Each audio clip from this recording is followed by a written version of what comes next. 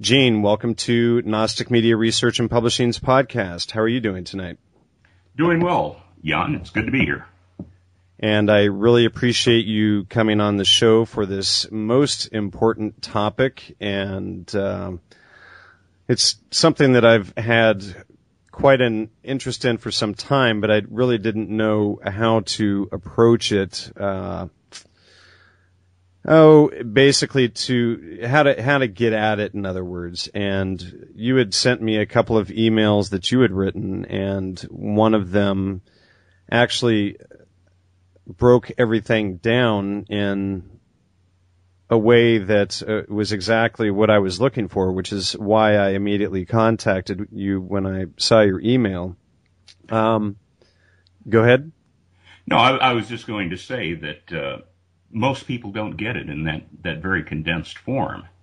And the reason I contacted you, in fact, is because on this show, you've been covering essentially the topics that are most important to us right now.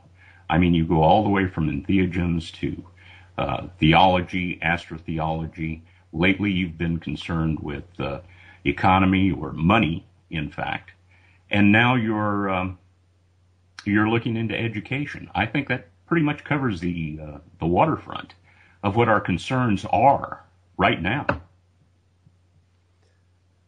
Well, I guess I would agree with you on that. I thought you might. Well, do you want to start out by talking a little bit about your personal background and education? Well, I was raised mostly in Las Cruces, New Mexico in the 1950s and 60s. The geography and the topology of this place will come into play as our discussion progresses. It has to do with one of the areas that I just mentioned that's one of your areas of study, and that would be astrotheology. I attended New Mexico State University there in the same town for 5 years. I was originally enrolled in a pre-dental science program. But after 2 years, I switched to humanities curriculum, which I studied for an additional 3 years. I never took a bachelor's because of that switch in majors. But my genuine education, the education of not only how to develop a way to make a material living, but more important, of how to live, that is, how to live in a state of abundance, both materially and spiritually, was given to me over a period of about 7 years, from the time I was 13 to age 20. This education was given to me by a professional man. He was a family dentist who had a strong background in philosophy as well. As my mentor, he was able to guide me into some of those philosophical ways of thought. After school hours, I was actually in Dr. Ingman's office in the capacity of a preceptor. Now, a preceptorship was a program by which potential healthcare professionals, that's aspiring physicians, nurses, and dentists, were trained in a clinical or office setting by practicing professionals on a one-to-one basis in methods and techniques. This was a system of training, an apprenticeship really, before medical and dental schools were formed. So by teaching me the laboratory procedures of dentistry over the years, that's the actual construction of dentures, crowns, bridges, and cosmetic veneers, the doctor provided the material means for me to make a living. I subsequently made a career in dental laboratory technology rather than becoming a practicing clinical dentist. But it was in his tutoring in the more general subjects, the more universal subjects encountered in life, that over the decades, I've learned the true treasure Dr. Ingman handed to me as my mentor. He did this by thoroughly, and I must add patiently, teaching the first steps in thinking correctly. That is, to methodically thinking correctly and creatively through what makes up the subjects of the Trivium, which is one of the major topics of today's talk. Virtually all of us have these abilities of thought, but I was lucky enough to have Dr. Ingman present these methods explicitly to me at an impressionable age. And they've served me well throughout my life. The doctor also helped me to categorize the various basic arts men have developed over time, those being the liberal arts, the servile arts, and the fine arts, which led me earlier to distinguish between the art of making a living and the art of living. Does that have anything to do with the triangular diagram you sent for the purpose of posting to the introduction of this podcast episode?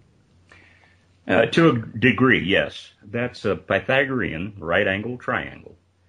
The numbers 3, 4, and 5 embedded in each of the three lines indicate the units of measure of the right-angled sides and the hypotenuse.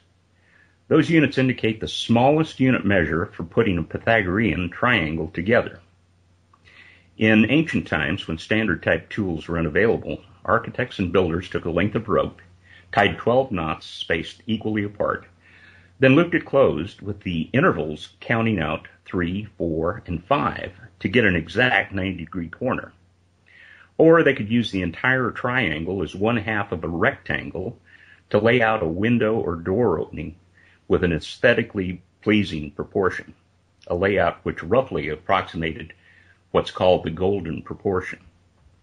A number of other practical applications for methods of navigation to techniques of measuring and mapping the heavens, as well as other applications in the building trades, emanate from this particular triangle. As to building and architecture, many window openings and other design features like the proportions of our credit cards and cigarette packages to the general sectioning of mountain bikes of all things are set out to this supremely balanced proportion, even today. The point is, the ancients had a propensity for using one entity or a single symbol for multiple uses. That's where the symbolism that puzzles many of us today was originated. The ancients essentially practiced thrift wherever they could. So, in keeping with the spirit of thrift, the triangle represented what it actually was, as well as many diverse applications for which it could be used, and as an abstract symbol by which men could come to know reality, the reality they inhabited. The 5-unit long hypotenuse represents the instruments of knowledge with which we come to know our surroundings. Those instruments are called our 5 senses: sight, hearing, touch, taste, and smell. We could come to comprehend what is outside of us, what surrounds our bodies, in other words. We could observe the world and the universe. The 5 senses are the only means of contact with those outside realms.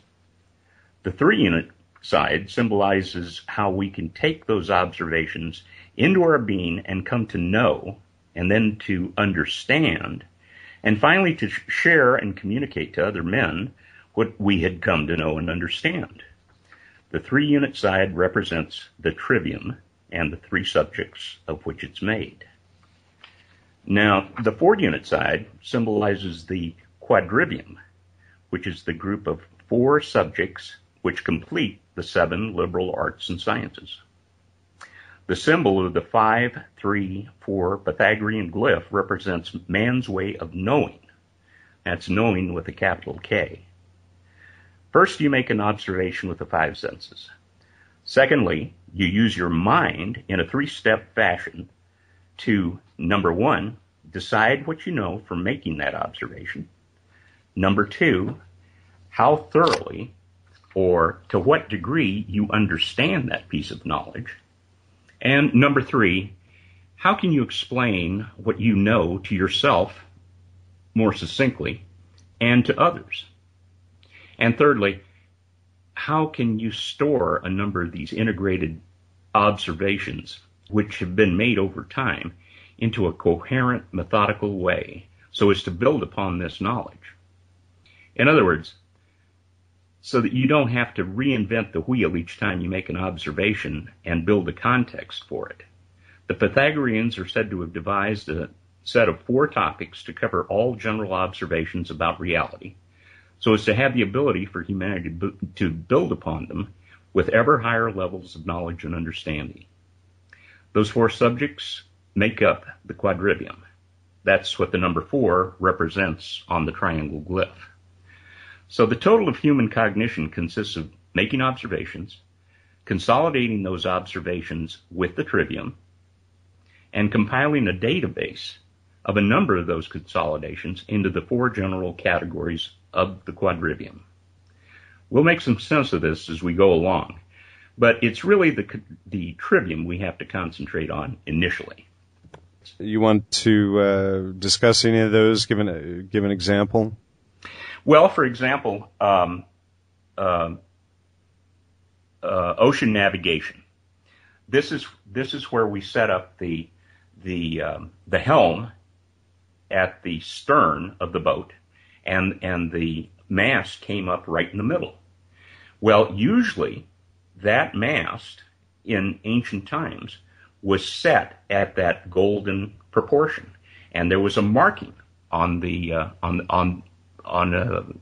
top at the length of the mast that marked off the mast was 3 units high. The distance from the mast to the helm was 4 units high, and that marking on the mast back to the helm again was the 5 units. So what he could do from that was triangulate off of stars. He had known angles off of the ocean. So at whatever particular time of night, of course they didn't have nighttime ways of keeping time like they could during the day when the sun was passing overhead. But they had data. They had indications. At first they were just using their digits, their 5 fingers and I'm sorry, unless he was an amputee, the 10 fingers and the 10 toes on his feet to decipher these various angles. But at any particular time of year, he knew where a particular star was. And they may have had something like an abacus or something as well, probably. Well, if they were Chinese, I'm sure they did. Yeah, those people were really advanced in this. Well, even like in Peru and places like that, they had little strings, and in fact, the natives that speak Quechua, they still use these things, and they've got little beads on them that they use for counting and things. Yeah. But that was one method of using for navigation, for oceanic navigation, and another for celestial marking. Again, was using the Pythagorean right angle triangle, and they would use those angles to measure celestial bodies, planets and stars, rising over the eastern horizon. And they would have artificial horizons that were marked at various angles from the observer to set up that 3, 4, 5 triangle. And they kept records over the years, because when that particular star rose at that particular point, they wrote it down. And then they would subsequently check themselves as the years went by with that same calculation. And that angle is really where we get our term angel from. Those are the angels, the angles speaking to us. So you can see how this ties in from one subject to the other. Interesting. In that same root word, ang, A-N-G, is also ong, or as in angler, like herd, and it's also ag, as in vessel. So there is, as you mentioned earlier, each thing can have several meanings, and well, that was by design. Well, why don't you define exactly what is the trivium and what is its importance? Well, in a very disintegrated form, the 3 subjects which make up the trivium are part of what's called a classical education today, which very few of us get in this country. So it'd be like what people get at the Ivy League schools. Yeah, and the prep schools, there are about 8 private prep schools, where people get the trivium, and those are like Andover and those types of things. It's for the old guards and their kids, and then of course they get into the upper echelon in the Ivy League schools. Right. But up until 100 years ago, the trivium comprised the basis and part of the premier study in a general education. Of course, the premier study was all 7 of them. But even before that, 200 or 300 years ago, possibly going back a little bit further into the medieval times, when we were made to understand that theology was the premier study, it was really the 7 liberal arts and sciences. So what's happened over this period of time is that before the word liberal was demonized into whatever it means today, which is pretty ambiguous, or depending on which way the political winds happen to be blowing that year. Right, and I've you've written on that. Right, yeah. Exactly.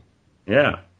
So you know that traditionally the word liberal meant to free the individual mind from ignorance through coming to know and understand reality. That's essentially what its meaning has been through millennia. But getting back to the word trivium itself, it's Latin for the intersection of 3 roads. So it's a metaphor for the 3 subjects of the trivium, which are specifically general grammar, formal or Aristotelian logic, and classical rhetoric. Now, we've all heard of these subjects, but other than grammar, most of us really are unfamiliar with what these terms mean in their deepest sense, unless you went to one of the prep schools that we just spoke about. But many sacred texts refer to these ideas simply as knowledge, understanding, and wisdom. Now, even that makes a lot more sense than general grammar, formal Aristotelian logic, and classical rhetoric, but that's at its core what it means. Right. Grammar, logic, and rhetoric are really just made up of sets of rules.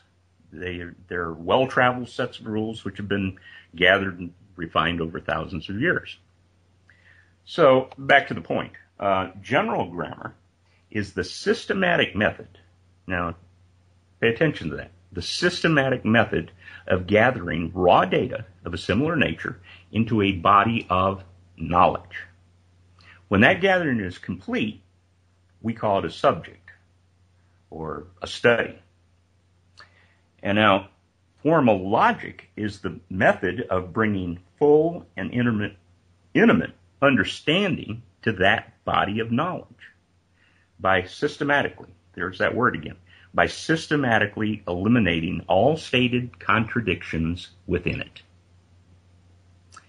So at this point, we have coherent, meaningful knowledge of a set of data due to the applications of the rules of grammar.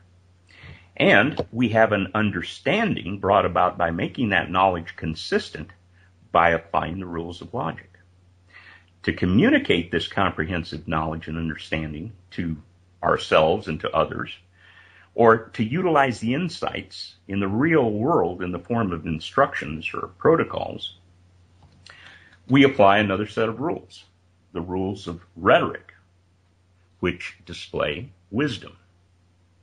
Now, the word wisdom, like liberal, has fallen on slightly hard times also. But let's give it a definition.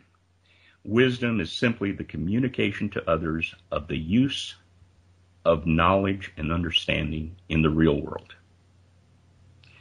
Now, I'm going to start referring to the trivium as the trivium method of thought. The trivium method is really the reflection of the elementary pattern in which the human brain operates while consciously thinking. That operation is mirrored in the way we design our artificial computers, for example. The data input devices are the keyboard, the mouse, and the scanner. This comprises the grammar or knowledge portion of the computer. The central and peripheral processors provide the computer logic to bring meaning and understanding to that data. And the output devices, the screen and printer, communicate the knowledge and understanding in terms we can assimilate. Likewise, all formal subjects which humanity has developed mirror this threefold structure. Now, let me read a passage from a famous essay written in 1947 by Dorothy Sayre, who was an English writer of mystery novels, and she was a contemporary of Agatha Christie. Okay. The title of this essay is called The Lost Tools of Learning, and it'll give you a feel for these common structures and also lead us into the advantages and importance of pursuing the study of the Trivium Method. She writes, and you can tell that this is an English person speaking and writing. I am concerned only with the proper training of the mind to encounter and deal with the formidable mass of undigested problems presented to it by the modern world. For the tools of learning, that is, the trivium, are the same in any and every subject. And the person who knows how to use them will, at any age, get the mastery of a new subject in half the time and with a quarter of the effort expended by the person who has not the tools at his command. To learn six subjects without remembering or understanding how they were learned does nothing to ease the approach to a seventh. To have learned and remembered the art of learning make the approach to every subject an open door. So, one very important advantage. That's quite a quote there, to say the least. Isn't it, though? and that gives us, as I say, our first important advantage. And that is that we can learn on our own virtually any formal subject, with almost no guidance from a teacher or facilitator. Because as just mentioned, the trivium reflects the structure of all fields of study. It reflects the structure of the way that we think. So we have a resonance going on right there. We also tend to become dedicated lifelong students because learning becomes second nature to us. It's very much like learning to read. You know, at first we have difficulty. We have to learn our alphabet, and then we have difficulty putting it together. We really don't know where we're going with that alphabet. And then we see it put together in the form of words. And at first it's very hard for us to get the code put together. But then one day, almost without realizing it, we understand what those words are saying on a page. And it's from developing that skill of reading, from the memorization of the ABCs, to putting it together. If we're lucky, we have the key to language, which is phonics. And if we're taught phonics, we're all that much better off. But as I say, one day it just simply becomes second nature. It's just like breathing. Well, the trivium, at a certain point, and it's a point at which you don't even have to become expert. All you need to do is become conversant with the three sets of rules in the trivium. And creative thought just blossoms within you. It becomes almost automatic. And I'll go into the other part of that equation, which is, I think I mentioned creative thought. What I meant to say was critical thought. But the other part of that equation is creative. And from these attributes, from this ability to converse with the trivium, we're taken to higher levels of good judgment, in fact, in both intellectual judgment, which finds meaning in an argument or something that you're reading, and value judgment, which defines a hierarchy of value to discern the proper worth of goods and ideas, in other words. Additionally, it builds, of all things, self-esteem. Once we begin to appreciate our own abilities in this competency to think and act effectively for ourselves. Very interesting, to say the least. And, I was going to add, when you were talking about reading, even once you learn the letters and learn how to read the words, that's still not where learning to read should end. And what I took several years ago, and I mentioned him on a show, I think 2 shows ago, was Steve Snyder, and I took his speed reading class. And basically what he shows how to do is shut off your internal dialogue when you're reading and get yourself in an alpha state of consciousness. And instead of sounding off each word when you read, and when you sound it off, your eyes stop at each word as you sound it off.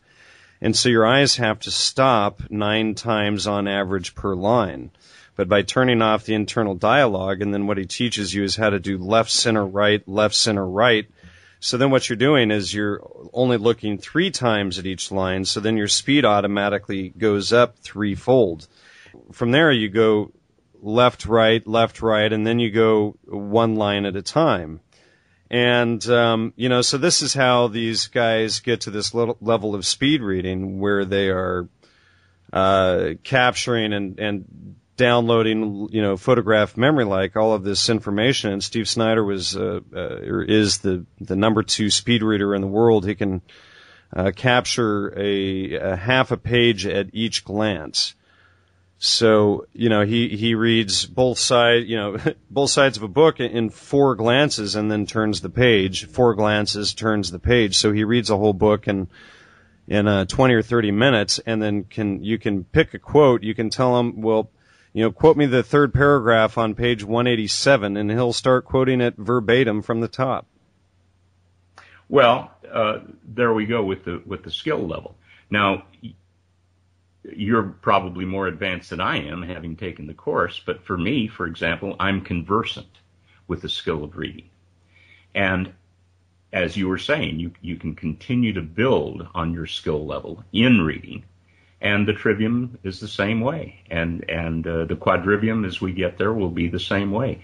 It can be utilized just like reading can, as soon as you become conversant. And then, of course, you can read more advanced material as you become more proficient. Right, and you learn more, and everything snowballs. And until I took this class, I hated reading. It was such a chore. I always would postpone it, and it's like, oh man, to read a book, it would usually take me 3 to 5 days, and now I can read a 300-page book in an afternoon if I push myself.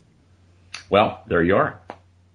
I'm just going to go on a little bit more to explain in more detail what grammar, logic, and rhetoric is. Right.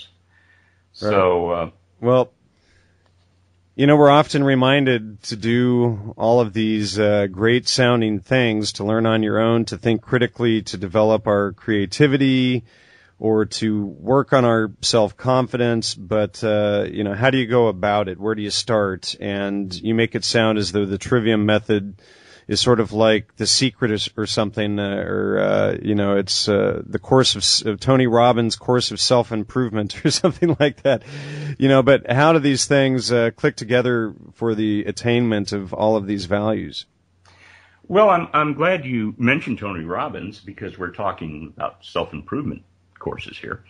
And in a way, maybe the Trivium is history's first self-improvement course. If you take apart some of Tony Robbins'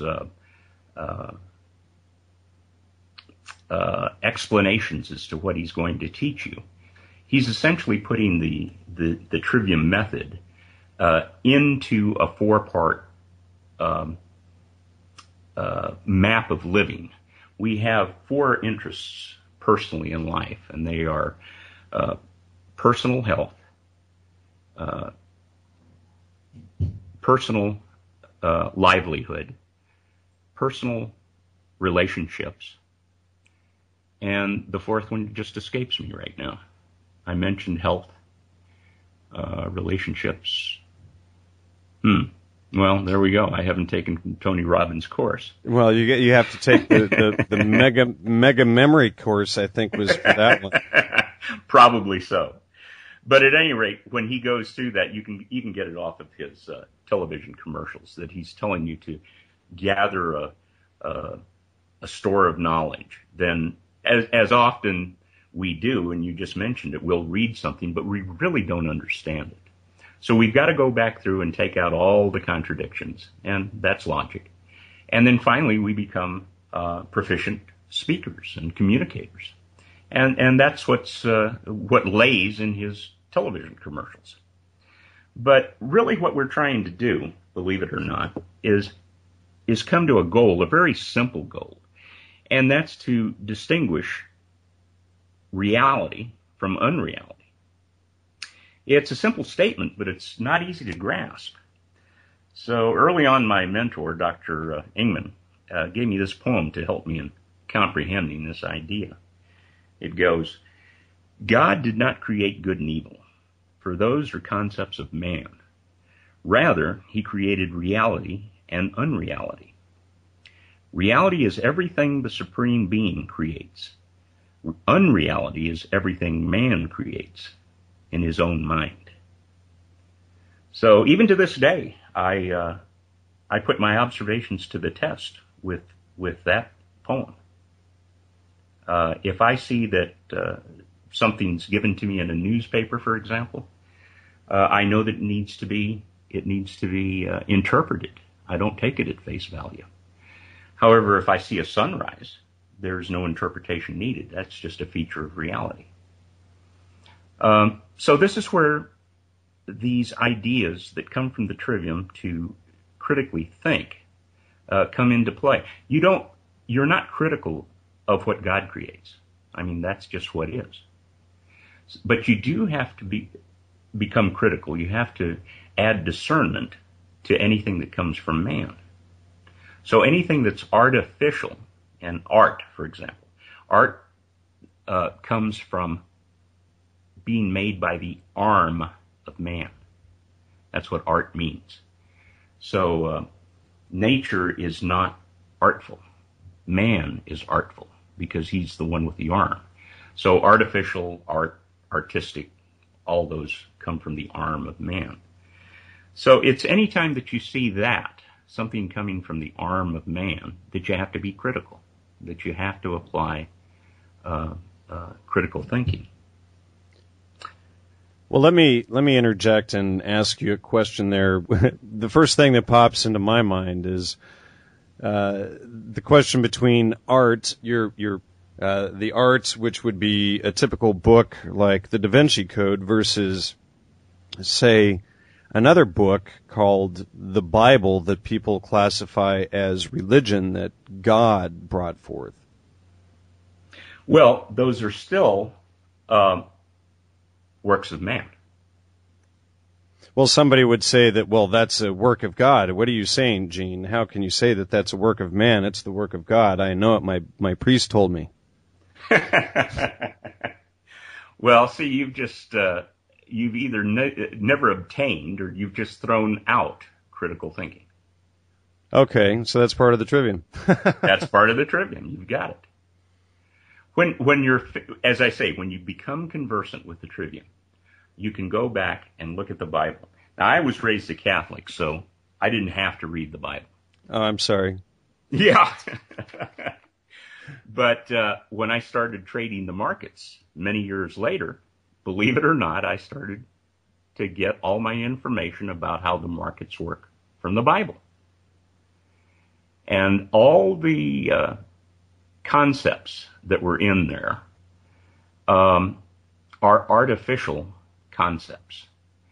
And what we did is we started out... Hey, well, I thought that those were literal history. What do you mean those are... well, there you go. You're scaring me, Gene. Yeah, right. I scare a lot of people. I've heard you saying that you can't talk to your family and friends about your insights from entheogens, that they just don't want to listen. Well, mostly family. Most friends, especially as I get on in life, the friends that you keep over your lifetime seem to be the ones that you've even had those experiences together with, or that have at least had them if you haven't had them, at the same place at the same time. Uh-huh. Well, let's go to a little story about Plato's cave, which maybe you've heard before. Have you? It's not ringing a bell. Okay. Well, this is in one of his dialogues, his most famous. It's called The Republic, but he speaks of I was just going to say I actually read that recently, but I don't even recall the cave thing. Well, the cave analogy is that there are a group of people who are born and live deep inside the bowels of a cave. They never see sunlight. All they see, they're chained to their positions on the floor of the cave, and all they see are shadows against one of the cave walls. And they don't even know what emanates those shadows. All they know is that they have a similar structure to what they see in 3 dimensions sitting next to them, other men. But it's all a mystery to them. This is reality for them. They're sitting on the floor of the cave watching these shadows go by. One day, one of them gets loose, and he starts to follow the trail that leads someplace. He doesn't know where. He turns a corner, and there he sees a fire burning. Now, he's never seen fire before. But as he turns around and looks in another direction, there's another wall of the cave, and he sees that the fire projects shadows on the wall. So now he knows that there's something in nature. There's something that causes these things. So he continues out the cave, and finally he reaches the surface, and of course he's never seen the sun, he's never seen the outside, he's never seen a vista or a horizon or a tree, an animal. And these are wonders to his eyes. So he takes in as much as he can, and then he goes back to help his fellow prisoners. He wants to tell them about the wonders of nature, of what he sees other than what he's been seeing, the small amount of what he's been seeing up to this time.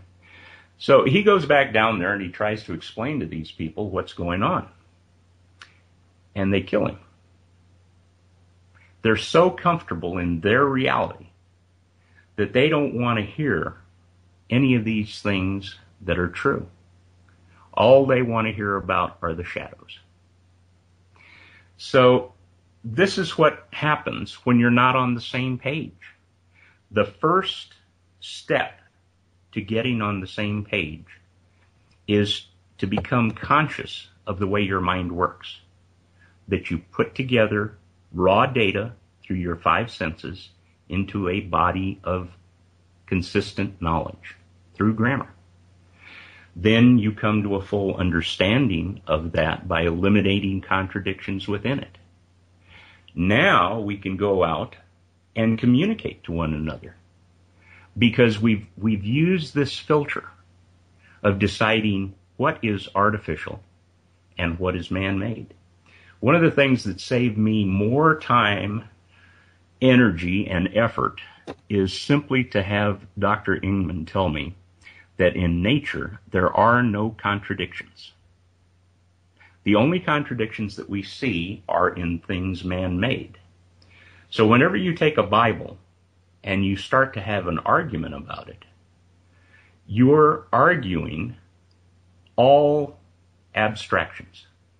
All mental abstractions. You're not on the same page. You can't get to the point where you start off with nature where there are no contradictions. Nature is just what is.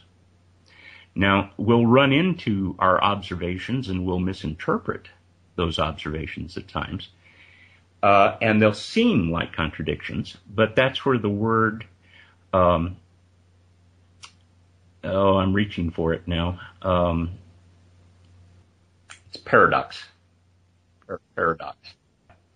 So, well, okay, so these guys they're arguing over the Bible, and, when you look out in the real world, you see what is, and they're arguing over contentions in the Bible because there are these contentions or these contradictions that don't allow an obvious settlement or agreement as to what is specifically said. It's like when Bill Clinton was sitting up there at the trial over Monica Lewinsky and the whole blowjob thing.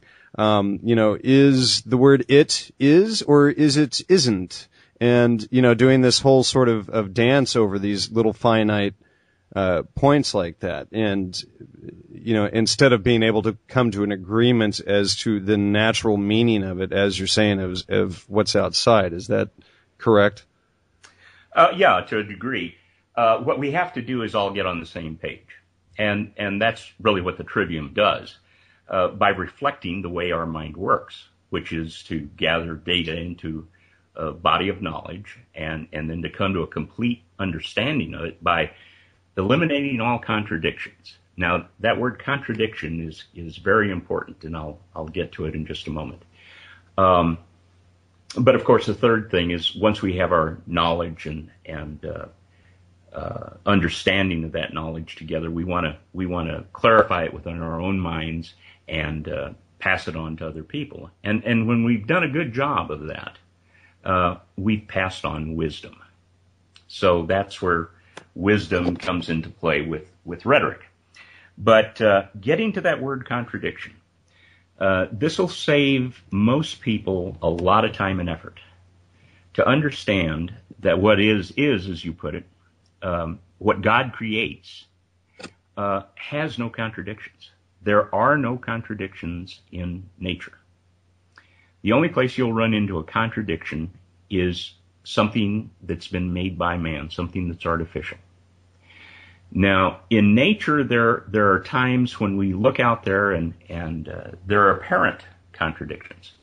That simply means that we don't have enough knowledge of what nature is.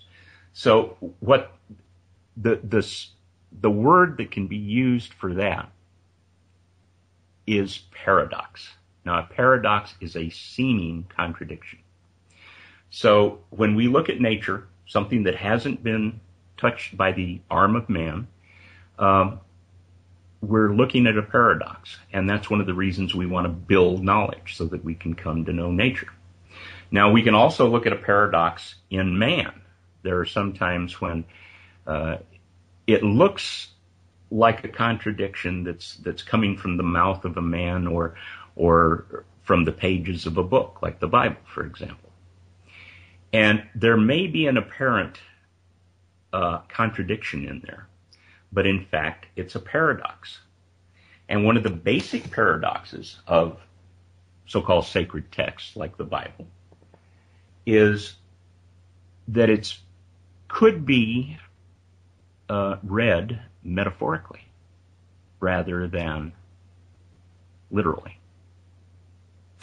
So it's both a paradox and a contradiction. A contradiction is man-made. Now, if we don't understand where the other person is getting his interpretation of that work from, then it's a paradox. Once we understand what their view is, it's no longer a contradiction to us. We understand that person's reading it literally. Right. It's on par. Yeah. So it'd be basically the opposite of a paradox is par. They're together, they're meeting, they're in line, right? Well, that's when you come to an understanding. Or not. And we'll be covering that in the section on logic in just a little bit. Have I made my point about there being no contradictions in reality? Because that's, as I say, that saved me a lot of time and heartache. And yes, obviously some people would find contradictions. I know some people that would say, well, that's not the sun. You can argue that that's light and, or they would try and break it down into some, infinite number of arguments from there. Mm-hmm. But when you keep it simple, when you apply Occam's razor, you can see through these things a lot. Now, one of the things we have to do, as I say, is we have to get to a place where we're on the same page. And the subjects of the trivium, the methods of the trivium, have been time tested, for thousands of years, and it's been distilled and refined. And it was refined, as I say, thousands of years ago. The place that we're taught these things is the time of ancient Greece. Those are the people that are given credit for having come up with these formulations, but it preceded them by millennia. So they decided, they understood how the mind worked, and then they expressed it, and that's essentially what's come out of it. How we take in observations, how we put together knowledge, how we put together an understanding of that knowledge, and then pass it on to ourselves and others. But this is the distillation. This is the simplest way for all of us to get on the same page. Now, we'll have disagreements, but once we realize that there are no contradictions in reality, in nature, but there are contradictions with man-made, manufactured things like books and the words that are in them, then we can proceed on a reasonable level, because really this is part of reasoning. It's part of man's rationality. And when we get to one of the sections in logic, and in fact the essence of logic is to define man-made word concepts. So definition is the essence of logic, how to identify things in nature and things that are man-made. So definition acts as that bridge between one and the other. I mean, you start with language, but you have to come to the same definition of words and of phrases and of paragraphs and finally of whole texts. And as I mentioned in the allegory of the cave there, when the man came back to help his fellows and was killed, they were acting on emotion, not on rationality. Whenever you take a rational argument and try to speak to an emotional person, the emotional aspect is going to overtake the rationality every time. So that's why you have to come to this judgment that the trivium promotes, so that you can judge when you're discussing something with someone on the same page, or having the judgment to know if you're going to make your views become important and considered by that person. If they're not going to consider a situation, you're both wasting your breaths. What Aristotle, who essentially put the trivium together, at least he did in his time, what he said constituted an educated man was that an educated man could consider literally anything, any topic, thoroughly, without necessarily embracing it. So when you get to that type of person, when you become fortunate enough to get around that type of person, you can have a rational discussion. Without embracing it or without dismissing it, either way. Well, that's it, yeah. Usually, by the time you get to the point where you don't embrace it, you've already decided that you're not going to dismiss it. or that you are going to dismiss it. Right. You'll either embrace or dismiss. But the point is, the important part of that is that you thoroughly investigate it, and you thoroughly investigate it rationally, which means methodically, systematically. Here we go back to the trivium. You apply the rules that are contained within the trivium to act as a filter. But until you're finished with your filtering process, you're either going to embrace it or essentially reject it. Now, if you do reject it, if this has been passed on by another person, especially from an emotional standpoint, if the other person is emotionally involved, and this again goes to one of the points in the study of logic. If this person is emotionally involved, that's the first part of your filter right there. Are you going to get into an emotional discussion with this person? Or are you going to lead him to Jesus, as they say? Which often is the wisest thing. You're coming in from out of the sunlight. You don't really know what's out there. I mean, it's all new to you. All you know is that you see a vista that you've never seen.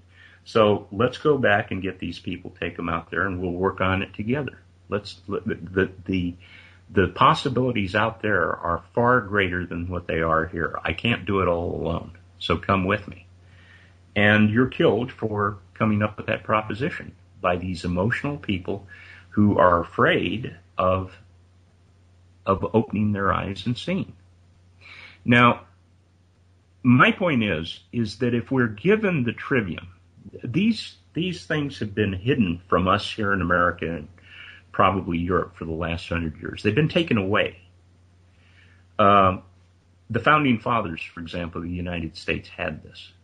And of course, they were the elite members of the community at that time. And the elites today in our country, those that attend the 8 prep schools, are given the trivium. But we're not. And it's available to us. And it can be studied if it's studied in the proper sequence. Now, when you speak to people about grammar, logic, and rhetoric, it's just way too abstract. In fact, most of the time, when people speak of the trivium, and it's not in a lot of places, it's mostly in academic surroundings that the trivium even comes up, or the 7 liberal arts. I mean, that's why liberal was demonized, because if you actually knew what the definition of liberal was, that's the first stop you're going to make. I want to be able to use my own mind freely. Well, and that was, in fact, that was the big contradiction that I kept coming across. In fact, I began working on that liberal article back when I worked at the Los Angeles Times back in the mid to late 90s, and I was just always coming across people that would say, "Oh, that liberal rag," and they dismiss it emotionally right off the bat. Right, exactly.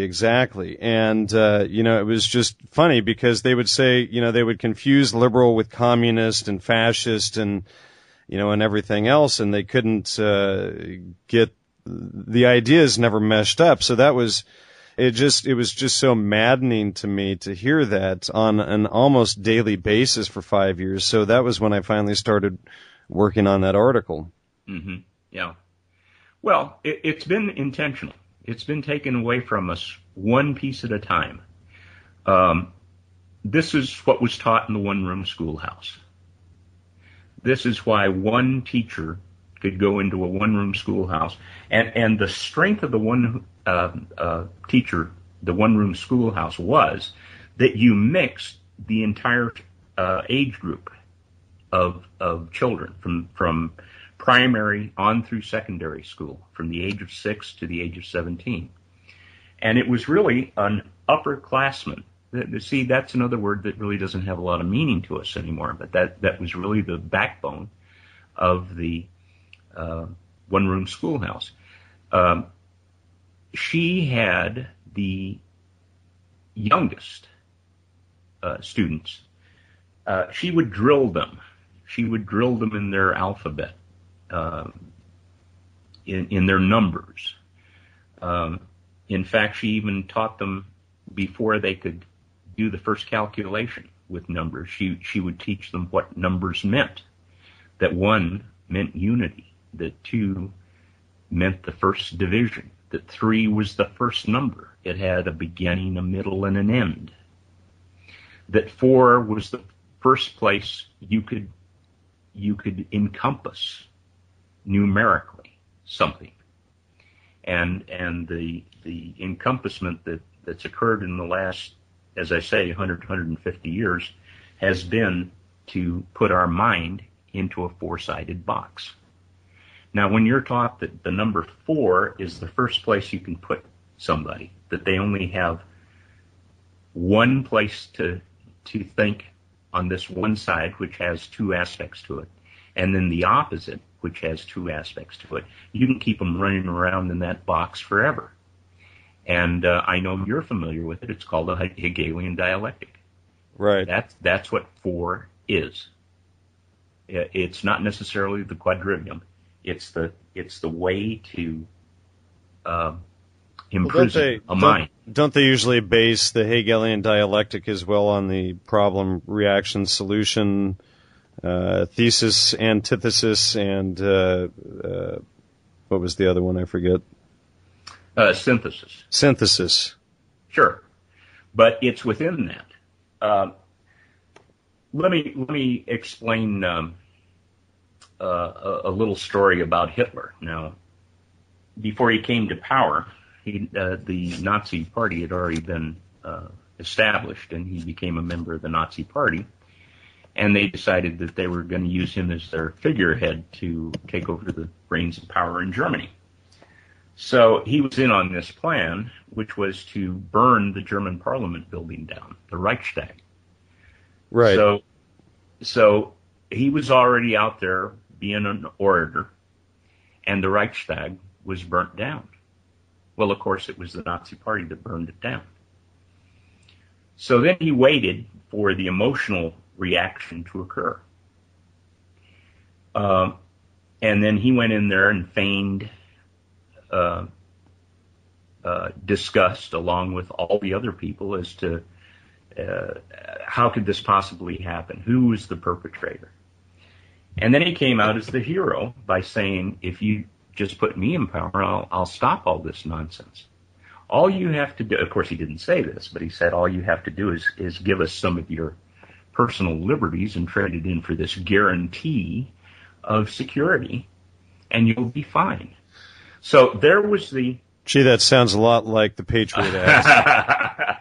Yeah, it sounds very familiar, doesn't it? Now, there was the action, the burning of the building, the reaction, the emotional reaction of the crowd, and the synthesis. But you see, he was on both sides. So you can't leave the being in control of both sides out of the equation of the Hegelian dialectic, because that's what's occurring. You have to be on both sides. There used to be an old saying when we still had rural communities and small towns here in America. They'd say if one lawyer moved into town, into a small town, and he's the only lawyer, he'd starve. But if a second lawyer moved in, they'd both get rich. Why? Because they're using the Hegelian dialectic. It's even used today in a very overt way, which most of us can't see, and in the euphemistically named family law. Well, it's in the area of family law that we have divorce. So what happens when daddy goes to one lawyer and mama goes to the other? Well, the lawyer that's as mama as client is telling mama just how much she's deserving of everything, and daddy's lawyer is telling him, what a scumbag mama is, and he deserves the divorce and everything that goes with it. And of course, this is it's set up. They're on both sides. Now, the ones that are meeting in the middle are the attorneys. They just drive a wedge that was already in there. They drive it in further to the point where it can't come back together. That's the Hegelian dialectic. That's law. That's family law. So there you have it. That's a practical application on a mini scale of how the dialectic works. They're action, reaction. Action is divorce proceedings. Reaction is having your people in there getting even more upset with one another than they had been. And the synthesis, of course, is the divorce. But, nobody wins in that situation except the lawyers. Right. Yeah, of course. So it's important to keep in mind that we're working within a box when the Hegelian dialectic is brought up. You always have two sides, two sides of a coin, two parties, Republican and Democrat, liberals, conservatives, but they're just two sides of the same coin working the Hegelian dialectic. I mean, you could, I don't even want to get into it because of the emotional charge that it has, but our Reichstag, of course, was the three buildings at 9/11, and now we're seeing all the fallout. As you mentioned, the Patriot Act, that 600-page document that just happened to be sitting on the shelf, ready to go. Oh, ready to go. Now let's just dust that thing off that strips all of our rights away, so that we can go invade Iraq. Wait, Iraq didn't have anything to do with that. I forgot. Afghanistan? Wait. Neither did the country of Afghanistan either. It's like going to war with the United States because some terrorist happens to be driving through San Diego, Well, you just mentioned the magic word, terrorist. That's what the Patriot Act is all about. Because prior to the Patriot Act, we had citizens who were nominally entitled to due process of law. But because these terrorists popped out of the woodwork, now everybody is a potential terrorist. The Patriot Act buried the Constitution. If you're a terrorist, you can be held under the conditions of the Patriot Act, which is without trial, without being charged, and so on and so forth. So everybody is a potential terrorist. And this, again, isn't something new.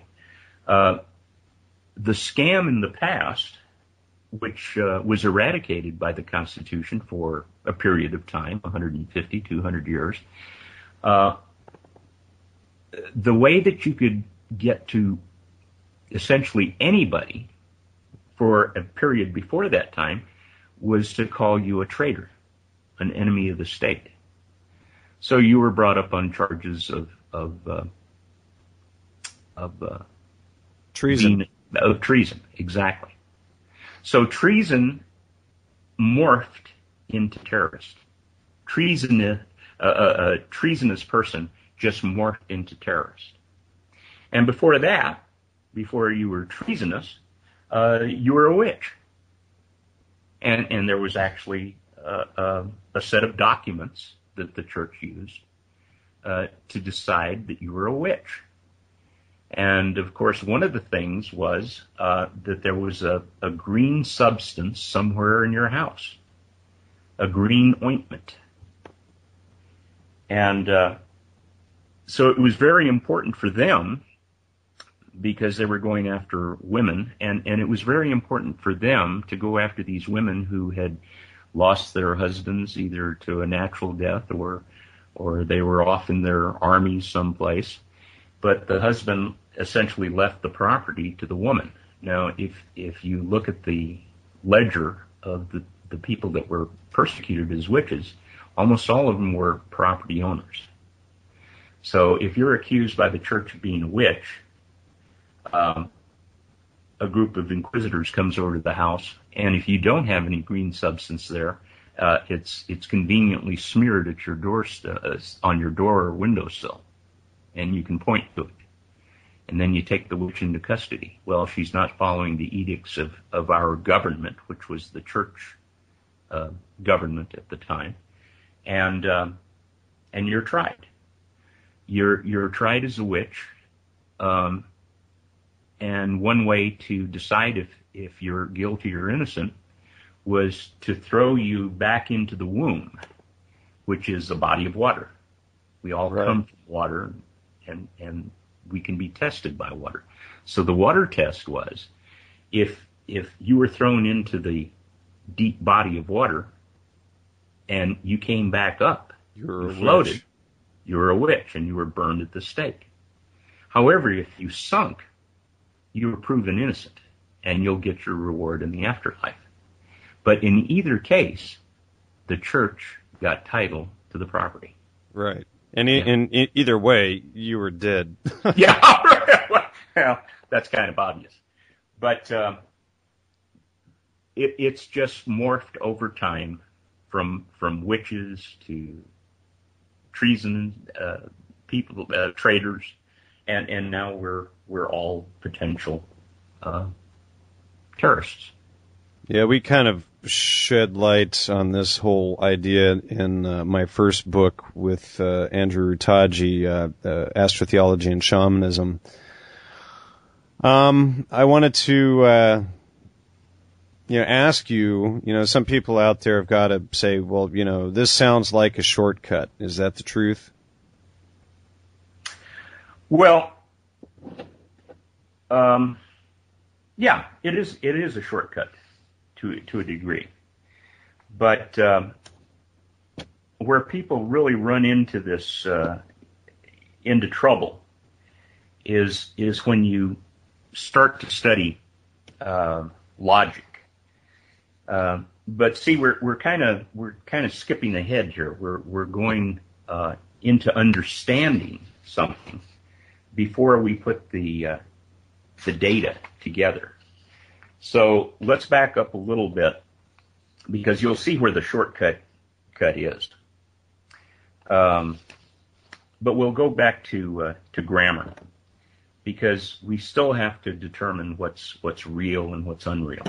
And the grammar that we're going to look at is not the special grammar that we're all familiar with, which is the words of a particular language agreeing. General grammar is actually, again, trying to get words that agree with reality, with objective reality, or which agree with subjective fantasy. And of course, fantasy can only be in the minds of men.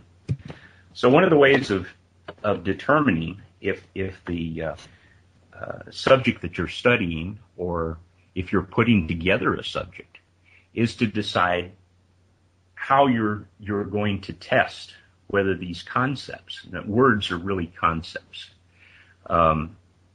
Aristotle again said that the way the mind works is for example, it sees something, it forms that image in the brain, which is called a concept, and only humans can conceive of thoughts, and then it comes out as a word. So that's process.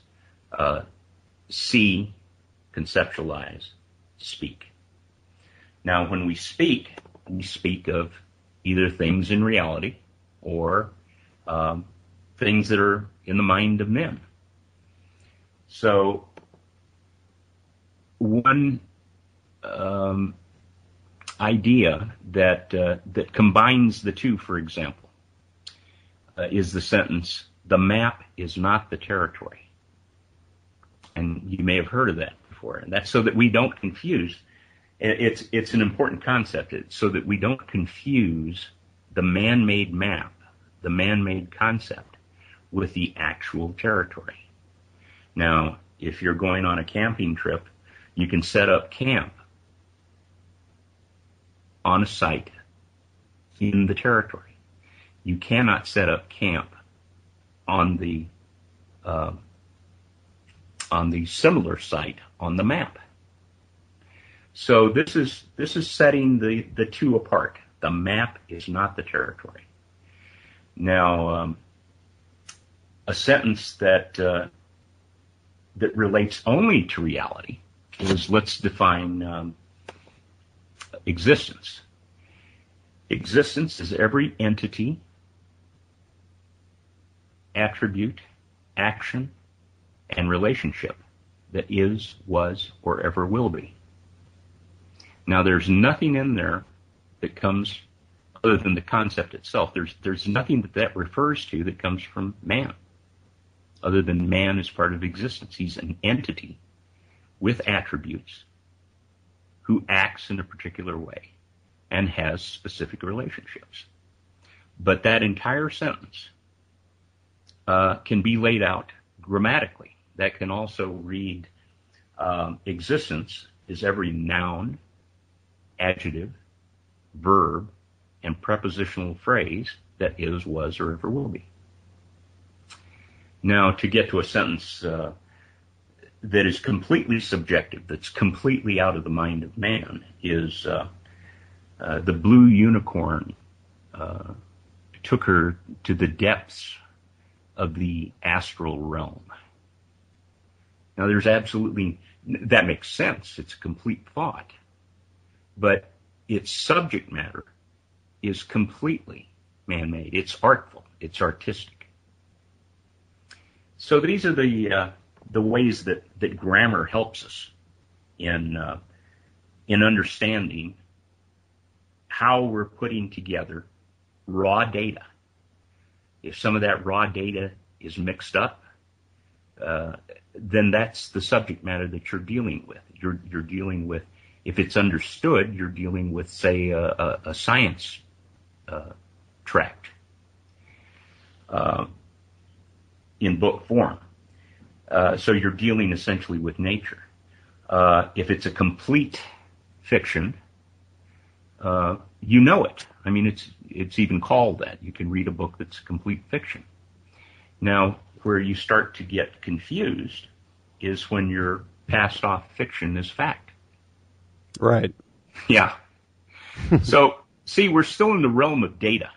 Right. We're just trying to put data together of a similar nature to build a body of knowledge. So you're trying to build a body of knowledge about the biology of a particular bear, and you come across a piece of data about the orbit of Venus around the sun. Well, they don't jive. I mean, those are not similar pieces of data. And if you try to put those words into one sentence, they're going to clash. You're going to have a contradiction. Now, you may not know particularly what the contradiction is yet. So that's when you go on to the next state, the next stage, which is logic. And here's what really goes to critical thinking. Logic is made up itself of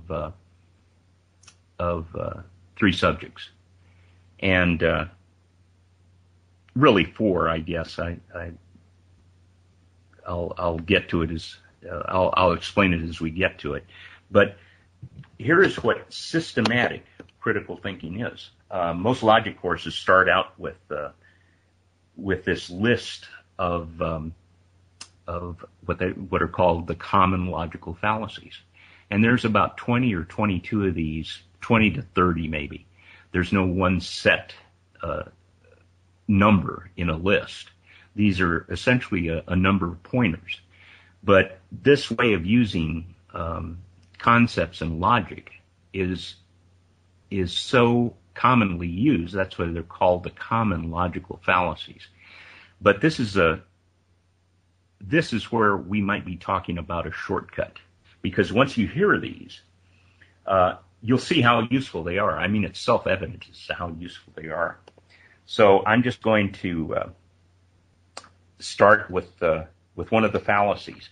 Now, this list was made up, as I say, because they're used so much in our everyday lives that if you can identify one of these fallacies in a communication, and if it's important to you, it's a shortcut to tell you that you can just dismiss this, or you can pay less attention to this than you otherwise would.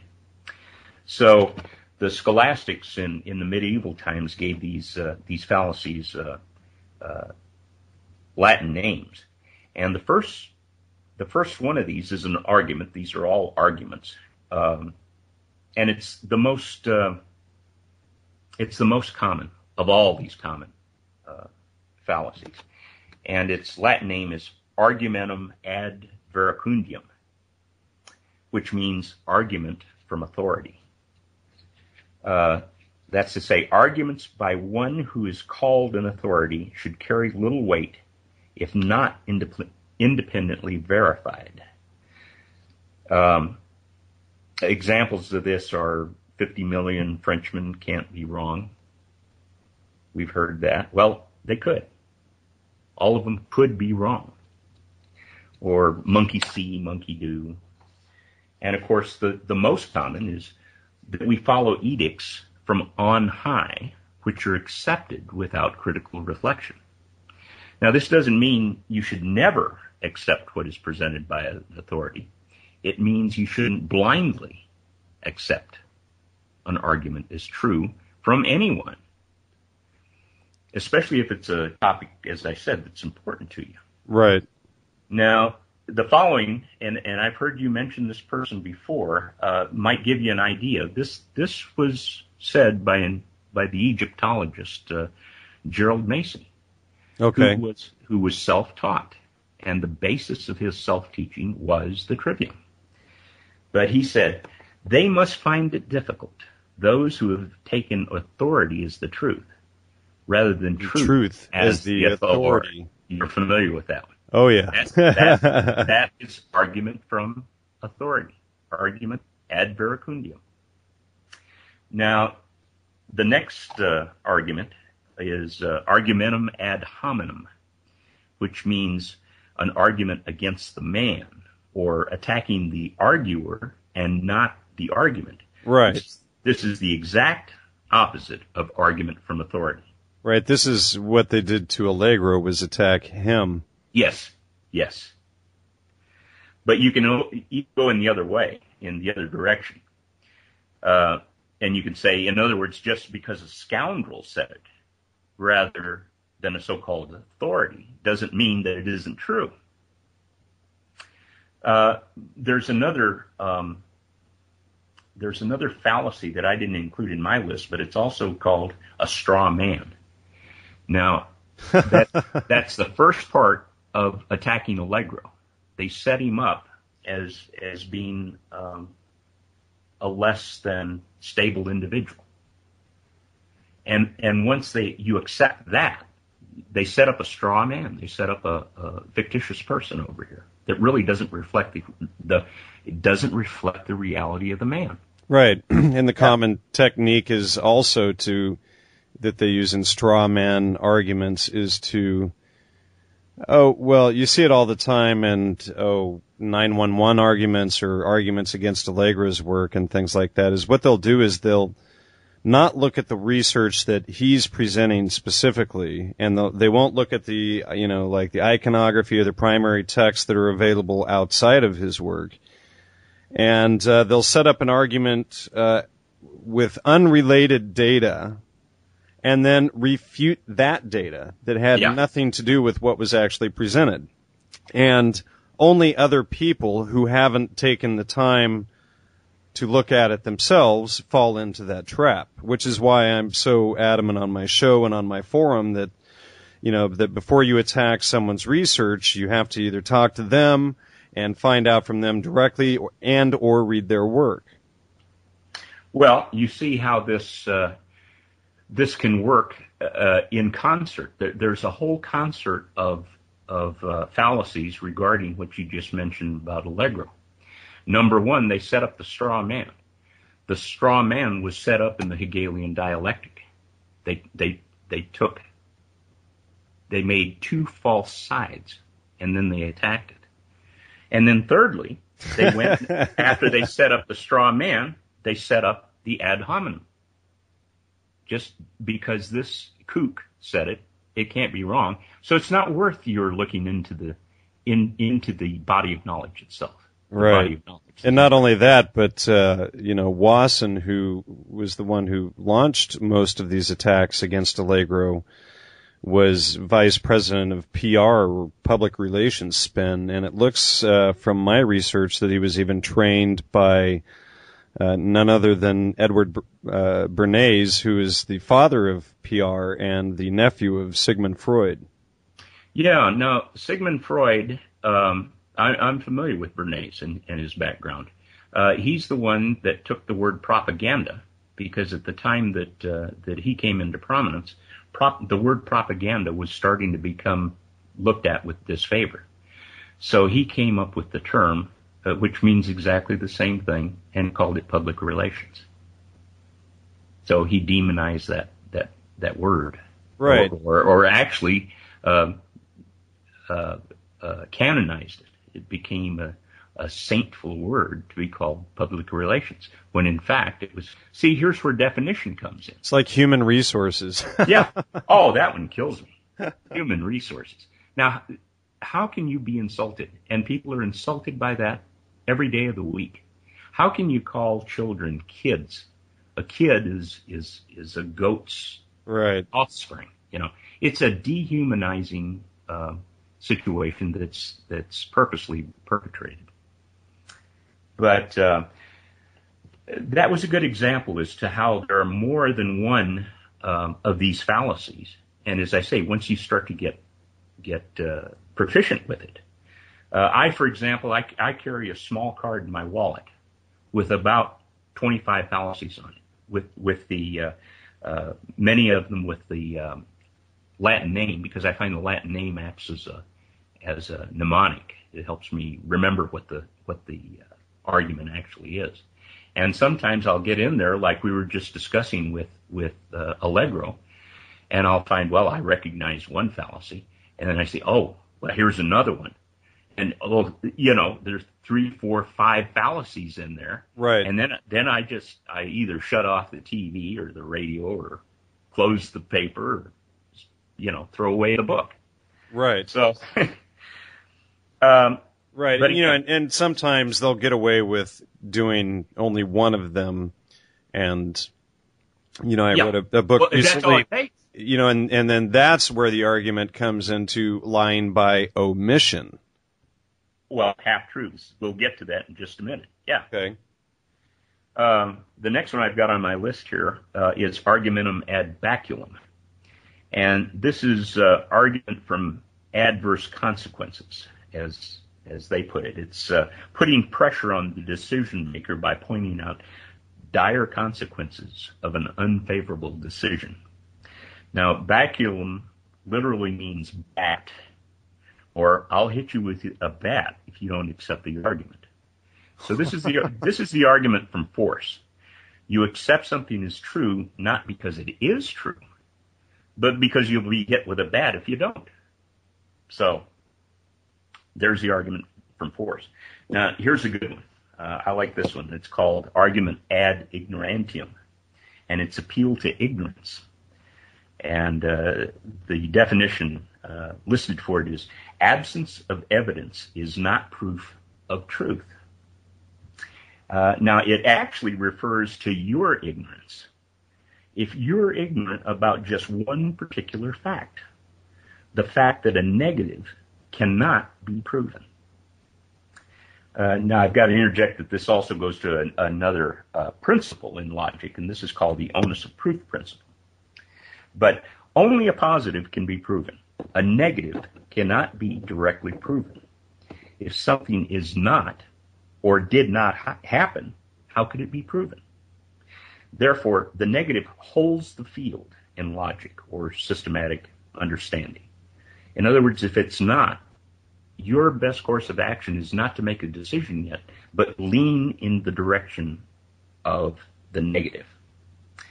Now, here's an example. A person accused of a crime cannot be proved innocent of commitment. He can only be proved that he was elsewhere when the crime occurred.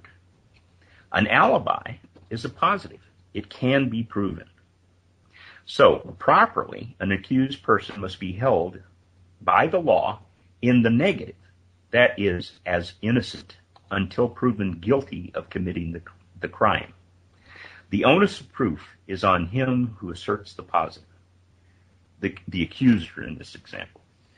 Now, Jan, I remember one of your previous guests being acutely aware of this principle. I believe I'd asked you this earlier, but he's now living in Spain, and his talk was on Gnosticism. Right, John Lamb Lash? Yeah. Okay. Now, he made the point, and he was emphatic when he said this, I remember, because I was pleased to know that he was aware of some of these facts. But he said, he made the point that it was not his job to prove the falsehood of his opponent's claim. It was the job of his opponent to prove the truth of his own claim. I mean, that was a classic refutation right there. He just dismissed it, in other words. So if somebody claims that there's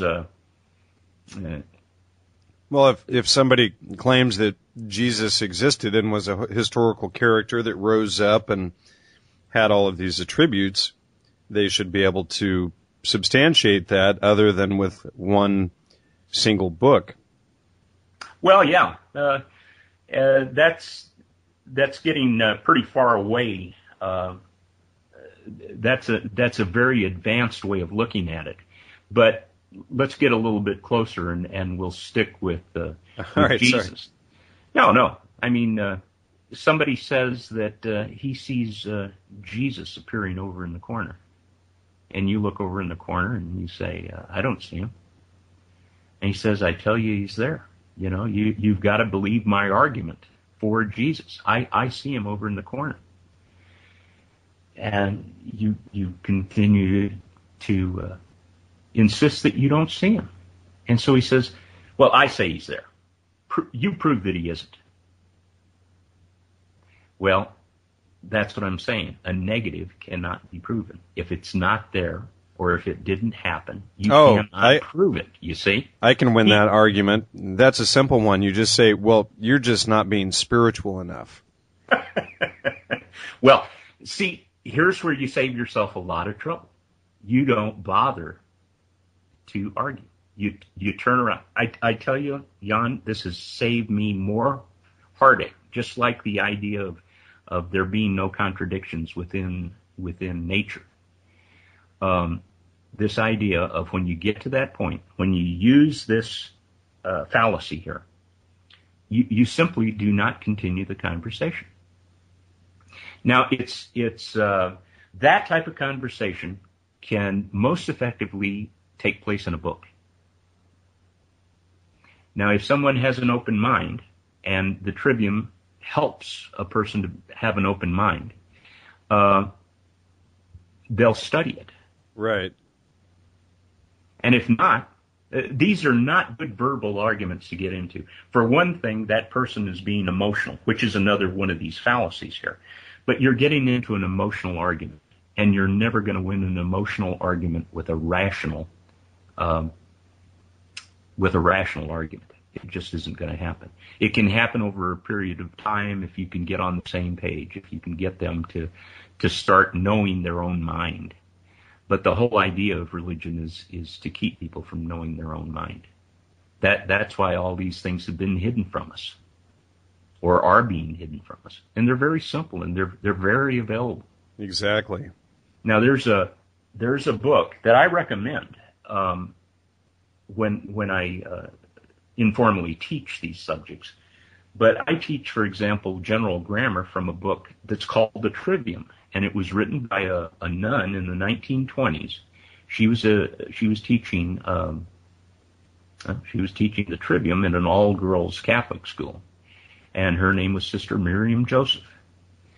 And the way she presents the Trivium on the front page and on the first page, she says the Trivium is made up of logic, grammar, and she calls it argumentation, but it's really rhetoric. Now, how can you present that? How can you present a system, which the Trivium is a system? How can you present it as understanding, knowledge, and wisdom? how can you start with understanding? You don't have anything to understand. You've got to start with a body of knowledge. So right there, she's already, and I don't think she did this purposely, I just think she was ignorant of the fact that this is a system. She's teaching the three subjects as subjects unto themselves, which they can be. But if you don't put them in order like that, you wind up like she is. You can teach her the trivium, but she's never going to make the connection between the three, and she'll remain a devout Catholic. Of course, that's only one reason. There are many others. But her treatise on general grammar, is the best I've ever seen. So that's why I recommend her book. And actually, her treatise on logic is very good. It's just that she doesn't treat the whole thing as a system. She just treats them, as I say, as subjects unto themselves. And it's that simple to hide it. It's that simple to hide your own mind's working from yourself. It's just put these things out of order, tell you that they're subjects unto themselves, and there you go, with nothing.